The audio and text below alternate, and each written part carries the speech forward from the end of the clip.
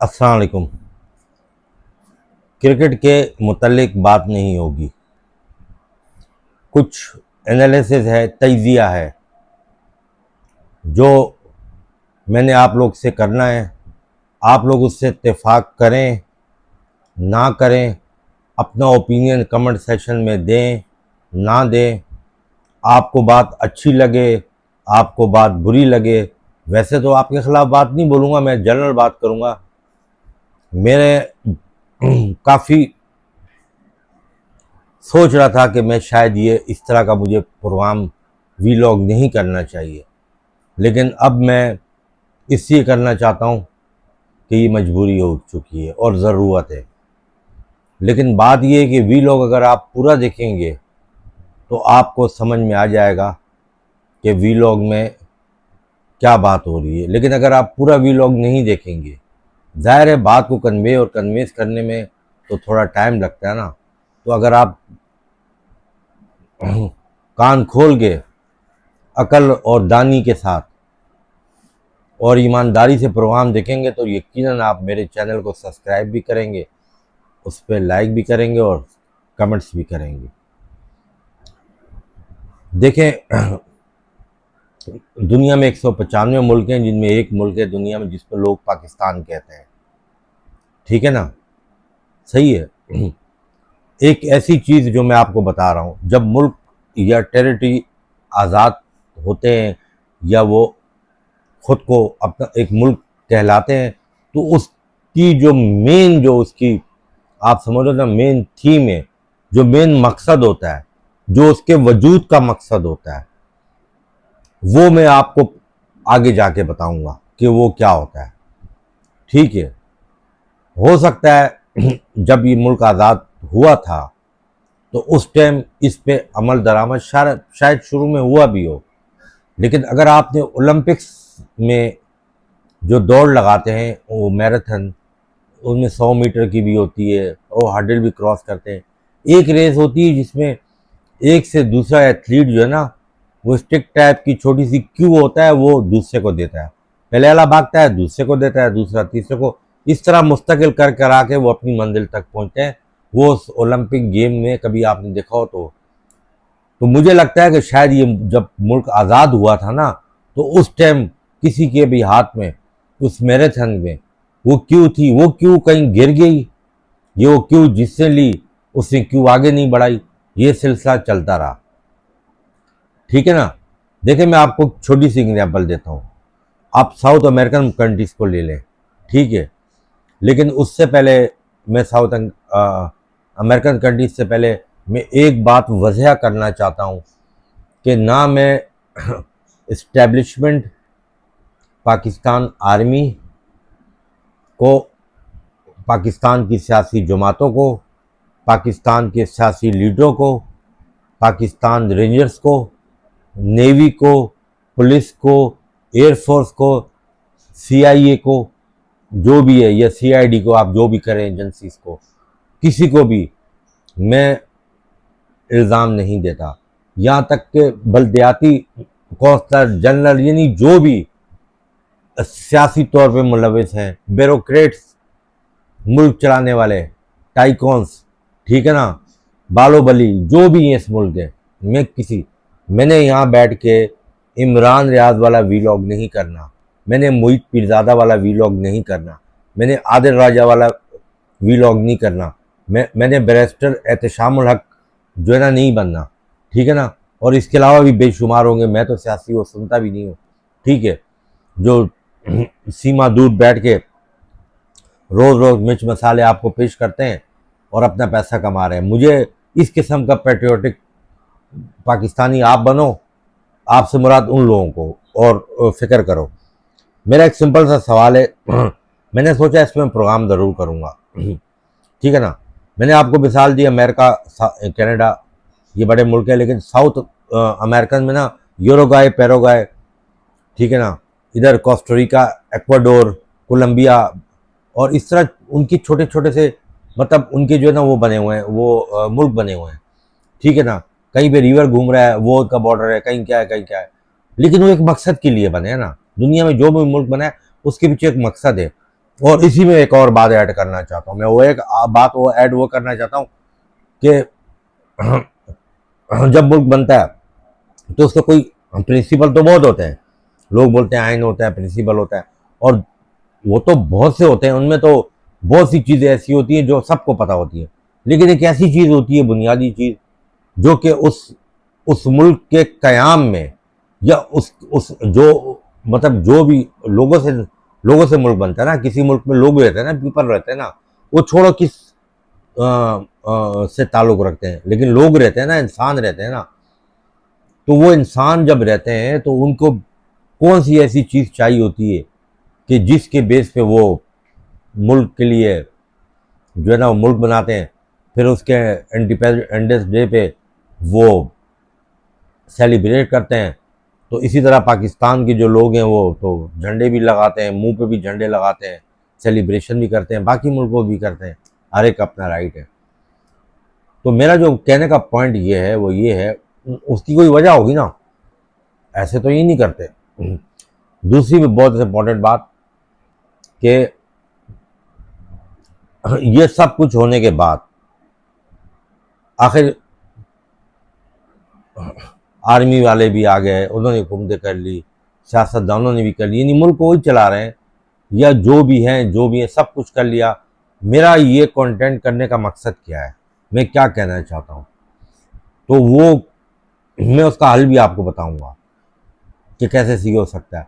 लेकिन अगर जो आपके दिमागों में या जहनों में या कानों में सुनने के बाद जो भी इंटरप्रिटेशन आप निकाल सकते हो, या आपका हक है, आप निकाल लो, उसमें मेरे को किसी किस्म की कोई प्रॉब्लम नहीं है, ठीक है ना, और मुझे उसमें प्रॉब्लम होनी भी नहीं चाहिए। तो मैं ऐसे सोच रहा था कि यार जो भी मुल्क में जो कि हम सुनते हैं कि यार आज़ादी की तहरीकें हैं, या जहाँ पे जुल्म हो रहा है, मुझे उन जगहों का नाम लेने की ज़रूरत नहीं है, आपको ज़्यादा पता है।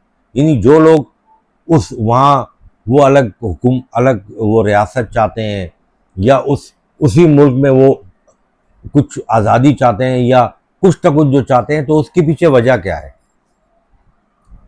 हालांकि उस मुल्क में तो वो रहते हैं, तो रहने के बावजूद, और जो वो मुल्क चलाने वाले हैं वो बोलते हैं दे आर टेररिस्ट, ये आतंकवादी हैं, ये दहशतगर्द हैं। वो लोग बोलते हैं नहीं, हम तो मतलब फ्रीडम फाइटर कहते होंगे अपने आप को, क्या कहते होंगे, या मतलब क्या लफ्ज़ लेते होंगे, आप बेहतर समझते हैं कि हम तो वही बहुत बड़े वो है, फाइटर हैं। अच्छा, वो किस वजह से ये मूवमेंट चलाते हैं, वो भी इसी में मैं उसी का एक छोटा सा ऐसा आंसर दूंगा कि मैं आपको लाजवाब कर दूंगा, और फिर आपसे पूछूंगा कि क्या वो चीज़ है पाकिस्तान में, जो पाकिस्तान मुल्क है दुनिया में 195 मुल्कों में उस पर पेनिट्रेट करता है, और क्या फिर वो कौन उसको सही कर सकता है, ठीक है ना। अगर आपने अनोप जलोटा को तो आप जानते होंगे ना, तो उसकी एक गज़ल में वो कहता है, उसके लिरिक्स हैं कि तन्हाइयाँ तुम्हारा पता पूछती रही, शब भर तुम्हारी याद ने सोने नहीं दिया। तो उसमें तो वो किसी खातून या अपनी महबूबा के साथ मुखातिब होके लिखने वाले ने लिखा होगा, लेकिन इसमें वही चीज़ है जिसका मैं नाम लूँगा कि शब भर तुम्हारी याद ने सोने नहीं दिया। आखिर मैं आपको कुछ एक दो एग्जांपल भी फिर देता हूँ, ठीक है ना, उसके बाद तो उसका हल भी मैं आपको बताता हूँ, ठीक है।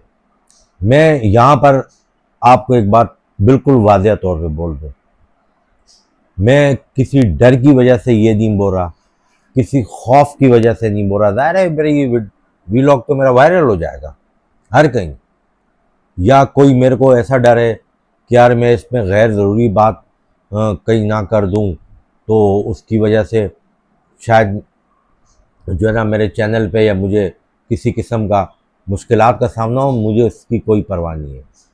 लेकिन मैं मुहज़्ज़ब ज़बान के साथ एक शिकवा तो मैं कर रहा ही नहीं हूँ, मेरा तो एक सवाल है सिंपल सा। मैंने पहले कहा चलो चीफ आर्मी स्टाफ बोलते हैं, या आप लोग एयर वो क्या बोलते हैं, फील्ड मार्शल बोलते हैं, जिसको आप एस्टेब्लिशमेंट बोलते हैं, ब्यूरोक्रेट्स हो गए, मुख्तलिफ पार्टियों के लीडर हो गए, उनके नीचे के लीडर हो गए, उनके नीचे के लीडर हो गए, नीचे नीचे नीचे फोर्सेस होगी। यानी मैंने कौंसर तक के गली कूचे कौंसर तक का बता दिया, बेरो सबका बता दिया, जो इदारों में काम करते हैं उनका बता दिया, मेरा कोई उसका जिम्मेदार नहीं है। सारे महान शक्तियाँ महान शख्सियतें, मैंने किसी की बात ही नहीं करनी। मैंने कोई पॉलिटिकल प्रोग्राम थोड़ी करना है, ये किसी एजेंडे पे करना है। फिर मुझे क्या ज़रूरत है कि मैं क्रिकेट का चैनल पे मैं 250 से 350 वीडियो बनाऊं और हर रोज़ आके पेश करूं और आप लोगों को बोलूं सब्सक्राइब करो मेरे। लेकिन मेरा ये, मैं चाहता था कि मैं ये अपने वीलॉग पे ना ये अपने जज्बात, अपनी इमोशन ये एक्सप्रेस करूं। तो पहले तो ये बात क्लियर होगी कि मेरा, अमूमन में लोग बोलते हैं ना कि यार पार्लिमानी ज़बान में गुफ्तगू करो, हालांकि पार्लिमानी ज़बान वो पार्लियामेंट की ज़बान को बोलते हैं, उस पर क्या कुछ होता है वो आप बेहतर ज़बान है। मैं ये बोलता हूँ नहीं, महज़ब अदब के दायरे में रह के और दूसरे की रिस्पेक्ट के साथ बात की जाए। यकीनन हो सकता है इस वीलॉग के बाद बहुत से लोग बोले यार ये क्या वीलॉग है, लेकिन ये हो नहीं सकता, ये इंजेक्ट होगा, ये देर से असर करेगा। लेकिन चाहे पाकिस्तान में या पाकिस्तान से बाहर जो लोग रहते हैं दुनिया भर में, शायद उनके मुल्कों में भी इस किस्म की कोई नहीं हुई, वर्ल्ड वाइड सबके लिए मैसेज है। वो जो चीज़ है वो मैं आपको बता रहा हूँ, 195 कंट्रीज है। थोड़े से मैं वाक़या ऐड करता हूँ, वीडियो बहुत लंबी हो जाएगी, ठीक है। क्या इलेक्ट्रिक, एस्को, वापडा, ये सारे इदारे हैं इलेक्ट्रिक के, इसी तरह बाकी इदारे हैं। ये मुल्क पाकिस्तान में इलेक्ट्रिसिटी के रिप्रेजेंटेटिव को मैंने फ़ोन किया, मैंने उसको कहा यार तुम लोग जो लाइट को लेके जाते हो, तो ये जो टाइम है, जो शेड्यूल टाइम है लोड शेडिंग का, और ये मुतवातिर सिलसिला जारी रहा। अच्छा ये 1-2 दिन की बात नहीं है, ये 15-20-25 दिन तक मुहित था। तो ये क्यों वजह है, मतलब लोड शेडिंग? तो बीच में वो बोलते रहे जी टेक्निकल फॉल्ट है। शुरू में मैं उनकी बात को यकीन करता रहा, जब कुछ अर्सा गुजरा मैंने उनको बोला यार दुनिया में इतना मुश्किल काम नहीं है इलेक्ट्रिसिटी प्रोवाइड करना, ठीक है। तो नासा की रिसर्च लेबॉर्ट्री में तो तुम लोग काम नहीं कर रहे ना, तो ये कौन सा टेक्निकल फॉल्ट है जो तुमसे हल नहीं हो रहा, इसके पीछे कोई और वजह है। आखिरकार उनके मुंह से मैंने झूठ निकलवा लिया। उन्होंने बोला, बल्कि उनको मैंने ये बोला कि आप एक काम करें, आप जो लोड शेडिंग का स्केड्यूल है ना, स्केड्यूल मतलब जो उसका तरतीब है इतने घंटे जाएगी, उसमें तो आप 2-3 घंटे ऐड कर दें, ताकि जो कंज्यूमर है वो उसको पता होना चाहिए कि इस टाइम भी लाइट जाएगी। ये अचानक जो आप लोग वो क्या बोलेंगे, आप सर्जिकल स्ट्राइक करते हो बिजली की, ये नामुनासिब है। तो उससे मुझे आगे से ये कहा कि हम इस वजह से कर रहे हैं कि लोग इलेक्ट्रिसिटी चोरी करते हैं और ड्यूज हैं। मैंने कहा अच्छा, तो मैंने टेक्निकल फॉल्ट नहीं है, बोला नहीं है। तो मैंने कहा जो भी अगर इलीगल करता है उसके जो जो अगर मतलब प्रॉपर बिलिंग करता है, ये जो कानून के मुताबिक चलता है,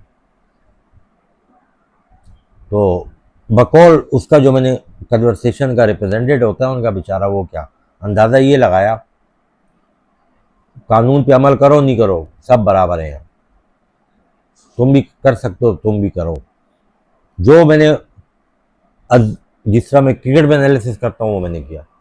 फिर एक है national and database regulatory authority, जिसको आप नाजरा के नाम से जानते हैं, वहाँ पर मैं नेटफ्लिक्स पे ओल्ड मूवीज़ देखता था, इंग्लिश मूवीज़, जंजीरों में जकड़े हुए वो गुलाम, उन पे तशद्दुद किया जाता है, तकलीफ़ दी जाती है।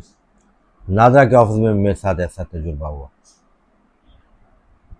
आप ये हिसाब लगाएं कि मैं कहीं सुन रहा था कि सरकारी अस्पताल में कोई शख्स जा रहा था, दूसरा शख्स कह रहा था वहाँ मत जाना, वहाँ ख्वार हो जाओगे, क्यों कि वहाँ तुम्हारी सिफारिश नहीं होगी।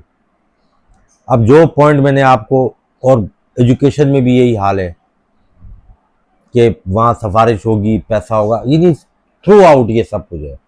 मेरा एक फिर $1,000,000 क्वेश्चन है, अब मैं उसका सोल्यूशन का हल भी बता रहा हूँ।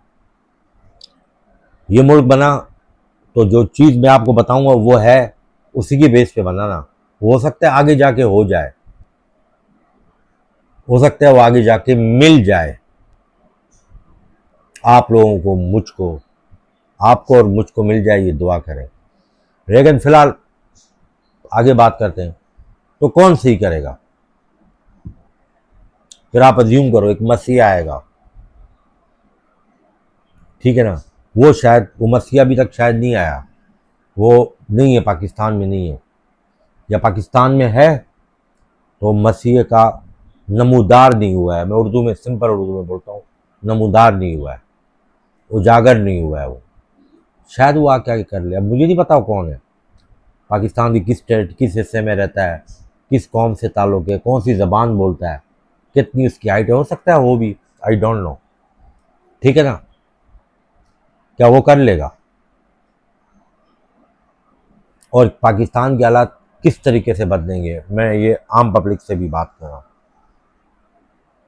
अब मैं आता हूँ उस पॉइंट की तरफ जो मेन पॉइंट है। आप बोलते हो कौन सी ऐसी चीज़ जो नहीं है, उसको बोलते हैं इंग्लिश में फंडामेंटल राइट्स, बुनियादी हकूक।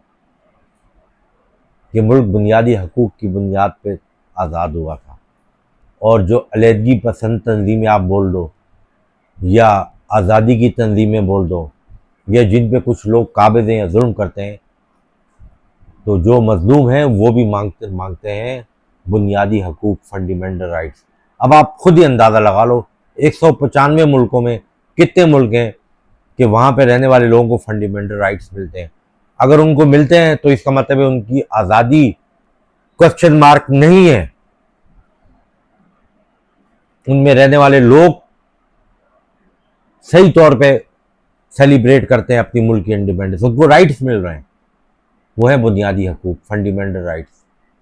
अब पता ही आपको मिल रहे हैं नहीं मिल रहे, आप लोग को शायद मिल रहे होंगे, मिल रहे हैं। और मैं आपको एक दूसरी इंपॉर्टेंट बात भी बताऊंगा। पाकिस्तान में जो मुल्क है, एक पाकिस्तान, इस पे करप्शन, या मतलब लोग बोलते हैं इलेक्शन ऐसे हुए, वो उससे हुकूमत कर ली, उससे यूं कर लिया, उससे एक्स वाई जेड, मुख्तलिफ पहलुओं पे बात करते हैं ना, ये बात नहीं है। जिस दिन, अब इस दूसरी बात, ये पता भी नहीं है इस मुल्क की आबादी कितनी है।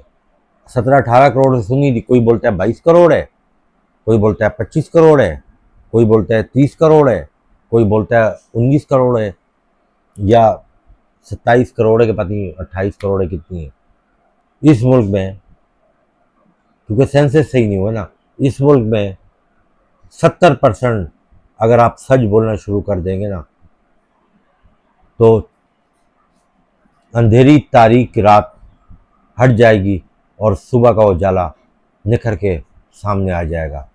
सिर्फ सच बोलना शुरू कर दो, 100 में से 70% भी सच बोलना शुरू कर दोगे ना, तो इस मुल्क पे बरकत आ जाएगी। इस मुल्क की प्रॉब्लम ये है कि यहाँ लोग सच नहीं बोलते।